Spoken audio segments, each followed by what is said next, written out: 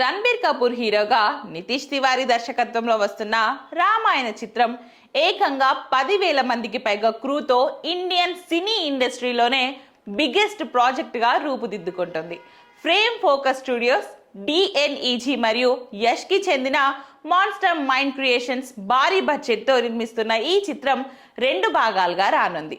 Part 1 2026 దీపావళికి, part 2 2027 దీపావళికి విడుదల కానున్నాయి.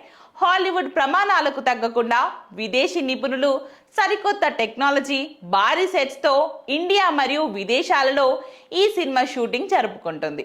గ్లోబల్ ఆడియన్స్ను ఆకట్టుకునేలా పక్కా రీసెర్చ్తో విజువల్ వండర్గా ఈ మైథలాజికల్ ఎపిక్ని తెరకెక్కిస్తున్నారు. ఇందులో రణబీర్ కపూర్ శ్రీరాముడిగా, సాయి పల్లవి సీతగా, సన్నీ డియోల్ హనుమంతుడిగా, రవి దుబే లక్ష్మణుడిగా నటిస్తున్నారు. ఇక కన్నడ స్టార్ యష్ రావణాసురుడిగా తన పాత్ర పోషిస్తూనే ఈ చిత్రానికి సహ నిర్మాతగా వ్యవహరిస్తున్నారు.